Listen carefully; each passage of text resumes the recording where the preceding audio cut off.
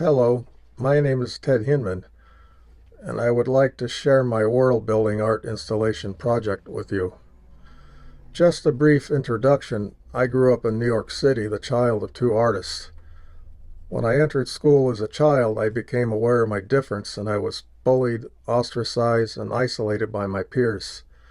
I did not know I was on the autism spectrum until I was 39 years old. I keep persevering in a neurotypical world, which discriminates and marginalizes me, needing to prove that I am of equal worth. I confront discrimination in educational institutions where access is limited and not on a level playing field. For the past 20 years, I have been fascinated by the baobab tree. I began by drawing with ballpoint pens and notebook paper. In 2019, I created a baobab tree sculpture for the Art in the Orchard exhibit at Park Hill Orchards in East Hampton, Massachusetts. I call this baobab sculpture the Tree of Life. It was a sculpture in an animal environment. It had bird feeders, a birdhouse, and a bird bath.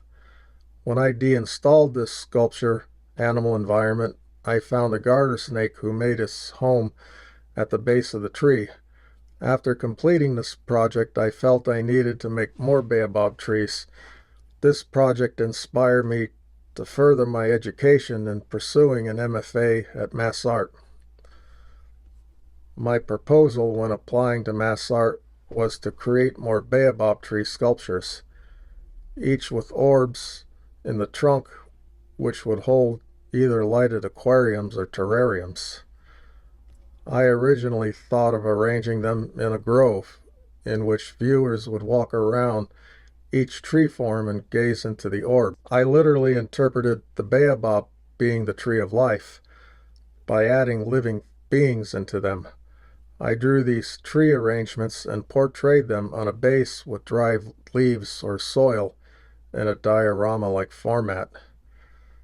During my initial year at Mass Art, my baobab tree forms changed. I drew the baobab trees with a thick base having tapered to a thinner trunk towards the top, and I was creating fewer branches with fewer leaves to make them look more alien-like. I have drawn inspiration from the bottle tree, which is related to the baobab, but is more bottle-like, and some of them are broad at the bottom and then thinner towards the top.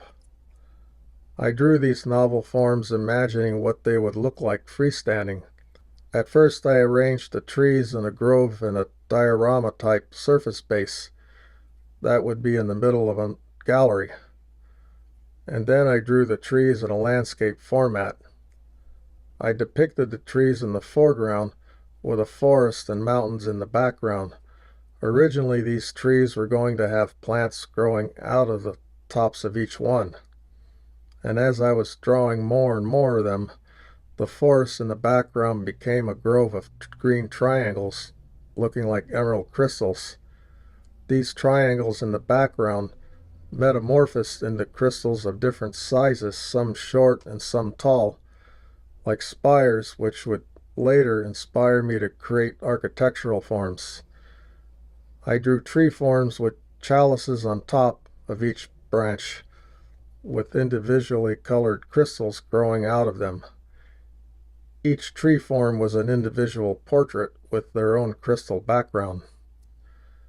As you can see here, the crystal trees in the background started as emeralds, and as I proceeded, I began representing them with the different gemstones of the foundation of New Jerusalem. With much research and looking at pictures of all the 12 of the gemstones mentioned in the book of Revelation, in the King James Version of the Bible, I decided to make a chart of them using colored pencils of the gemstones which you see on the left. During the process, I saw a connection between the 12 gemstones of the foundation of New Jerusalem and the 12 tribes of Israel. The 12 tribes of Israel each have their own gemstones represented on Aaron's breastplate. On the right is the chart of the gemstones of the 12 tribes of Israel as they are arranged on Aaron's breastplate. I discovered that there is some overlap of the gemstones of the tribes of Israel and the gemstones of the foundation of the New Jerusalem, but they were not entirely the same. I made 12 more tree drawings and titled each one with one of the tribes of Israel. On a side note, through my research, I discovered the names of the gemstones mentioned in biblical texts are not recognizable gemstone identifications in modern-day language. After that series of more than 100 drawings, I revisited my fascination with Mont Saint-Michel, a fairy tale island in the middle of these mudflats at low tide with a steepled abbey at the top of the mount with buildings encircling it. I drew this island mount and illustrated gemstones on top of the mountain. I was being pulled into another direction.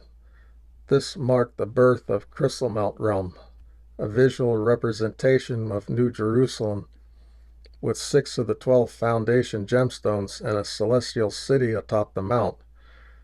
When I designed Crystal Mount Realm, I needed to keep each individual color of crystals separate. Otherwise, it would look like a Christmas tree. I had to figure out how to partition them according to color. The idea was for the mountain to have 6 alcoves. Each alcove has a tree in the foreground and crystals lit the specific color in the background going up into the mount leading to the city on top. The trees are an imaginative interpretation of the baobab trees. For example, one alcove is lit up with emerald green crystals, and another is lit up with amethyst purple crystals. I read a children's book on the kapok tree. The kapok has fins coming out of the base of the trunk called buttress roots. It is very similar to mountains having ridges. And as a result, I made the partitions like ridges, making it work very realistically. For me, the Crystal Mount Realm represents a place where I no longer have to experience the abuse and bullying of my childhood, or the discrimination and oppression I experienced as an adult living on the autism spectrum. Crystal Mount Realm is of religious significance for me because of my spiritual beliefs. Although I experience my spirituality through an established religion, I do not expect others to hold the same beliefs as I do. I hope others will experience Crystal Mount Realm as a place of healing and love. As I look forward to my next projects, I will be continuing to create more Crystal Mount Realms. I imagine a Crystal Mount Realm so magnificent with all 12 gemstones of the foundation of New Jerusalem. I desire to create another with water representing the river of life flowing from the throne of God.